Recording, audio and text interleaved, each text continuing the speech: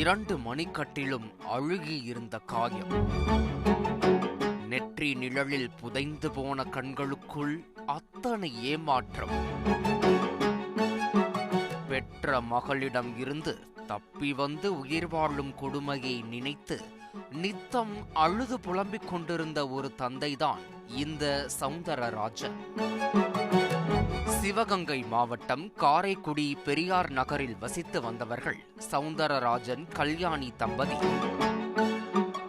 கடின உழைப்பாளியான சௌந்தரராஜன் ஒரு பிளம்பர்.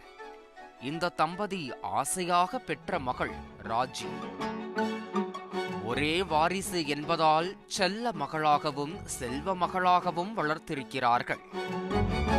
ராஜி தற்போது அரசு பள்ளியில் ஆசிரியராக வேலை பார்த்து வருகிறார்.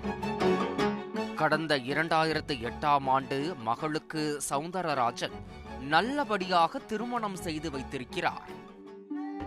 எலக்ட்ரிக் வேலை, பிளம்பர் வேலை பார்த்து பொழைச்சிக்கிட்டு இருக்கேன். வீட்டுக்காரம்மா சத்துணவுல வேலை பார்த்து மாறினப்பட்டல கொஞ்ச நாள் நல்லா குடும்பம் நடத்திக்க. ஒரே ஒரு பொண்ணு நல்லா ஓவியமாக வளர்த்து டீச்சர் வேலைக்கு படிக்க வச்சு நல்லா கல்யாணம் பண்ணி கொடுத்து 50 பவுன் போட்டு நல்லா கல்யாணம் பண்ணி கொடுத்து வீடும் ஒருக்கெல்லாம் மாப்பிள்ளைக்கெல்லாம் வண்டி வாங்கி கொடுத்து எல்லா வேலையும் செஞ்சு வச்சிருக்கேன். ஒற்றை மகள் புகுந்த வீட்டிற்கு செல்லும் போது கட்டிப்பிடித்து அழுது வழியனுப்பி வைத்த சௌந்தரராஜனுக்கு அடுத்தடுத்து நடந்தவை அத்தனையும் அவர் கனவிலும் நினைத்து கூட பார்க்காத பயங்கரங்கள். மகள் திருமணமாகி சென்றுவிட அடுத்த சில வருடங்களிலேயே அவரது மனைவியும் காலம் பிரித்து சென்று விட்டது. இதனால் 73 வயதில் சௌந்தரராஜன் தனியாக வேலை செய்து சமைத்து சாப்பிட்டு வாழ்ந்து வந்திருக்கிறார். இப்போதைக்கு இங்கே வந்து நான் கூலி வேலை பார்த்துக்கிட்டு வீட்டுக்காரம்மா தவறி போயிட்டா 5 வருஷம் ஆச்சு. அதனால அதுக்கப்புறம் இங்கே வந்து நான் தனியாக சமையல் பண்ணி சாப்பிட்டுக்கிட்டு ரேஷன் அரிசியை வாங்கி சமையல் பண்ணி சாப்பிட்டுக்கிட்டு இருக்கேன் சார். ஒரே மகளை தொந்தரவு செய்யக்கூடாது என நினைத்த சௌந்தரராஜனுக்கு அதே மகள் எதிரியாக மாறியிருக்கிறார். அடிக்கடி அப்பாவிடம் பணம் கேட்டு தொந்தரவு செய்ததாக சொல்லப்படுகிறது. இந்த நிலையில்தான் தனக்கு சொந்தமான ஒரு இடத்தை சௌந்தரராஜன் விற்பனை செய்ததில் 5 லட்சம் ரூபாய் பணம் கிடைத்திருக்கிறது.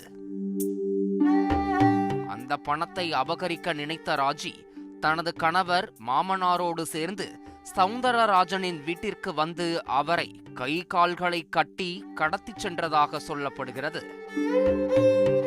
அங்கு நாய்ச்சங்கிலியால் கட்டி போட்டு தன்னை சித்திரவதை செய்ததாக குமுறுகிறார் சௌந்தரராஜன். இங்க வந்தாக நினைக்க வந்து என்னை சத்தம் போட்டு வாயில துணியை வச்சு கட்டி அப்படியே கையங்காலையும் கட்டி வண்டிக்குள்ள தூக்கி போட்டு கொண்டு போயிட்டாங்க சார். அங்கே கொண்டு போய் வீட்டில் அவுத்து போட்டு உடனே செயினை போட்டு 2 கையையும் 2 காலையும் கட்டி 2வது மாடியில் கொண்டு போட்டு பெட்டில் படுக்க வச்சு 2 காலையும் கட்டிவிட்டா. 1 மாசமா எனக்கு சாப்பாடு கொடுக்காம ஒன்றும் கொடுக்காம பட்டியை போட்டா அதிலே படுத்துருந்தேன். விறுவிறுன்னு வந்து அதை இங்கே இதை இங்கேன்னு சொல்லி அடிப்பாங்க. 2 மாதம் அப்படியே கட்டி போட்டா. கட்ட விட்டு அவுக்கவே இல்லை. அப்படியே போட்டு 1 மாதம் கழிச்சு கட்டெல்லாம் அவுத்து விட்டு இரியா அப்படின்னு சொல்லிட்டு ஒரு பெட்ஷீட்டையும் ஒரு தலானி குணம் போட்டா. 2 பெட்ஷீட்டை ரொம்ப நாளைக்கு இருந்து பார்த்துட்டு சாப்பிடாம தண்ணியை குடிச்சுக்கிட்டு சொல்ல முடியாத கொடுமையை அனுபவித்ததால் சௌந்தரராஜனின் கை மற்றும் கால்கள் புண்ணாகி அழுகும் நிலைக்கு சென்றிருக்கிறது. இந்த நிலையில்தான் பெட்ஷீட்டை பயன்படுத்தி அந்த வீட்டில் இருந்து தப்பித்து நடந்தே காரைக்குடிக்கு வந்து சேர்ந்திருக்கிறார். அதுக்கப்புறம் தான் பெட்ஷீட் எல்லாம் கிழிச்சு ஒவ்வொன்றா முடிச்சு போட்டு தலைகீழ அந்த 2வது மாடியிலேருந்து தலைகீழ கீழே வந்து இறங்கி அப்படியே வந்து இது செட்டிநாட்டில் போய் ரயில்வே ரோடு மூலமாக நடந்து காரைக்குடி வரை வந்து காலையில் விடிஞ்சிருச்சு. 6 மணி ஆயிடுச்சு.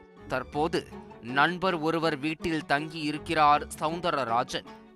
அதோடு வீட்டில் வைத்திருந்த நகை, பணம் என அத்தனையையும் மகள் தூக்கிச் சென்று விட்டதாகவும் அடிப்படை தேவைகளை கூட பூர்த்தி செய்ய முடியாமல் தவிப்பதாகவும் கூறுகிறார் சௌந்தரராஜன்.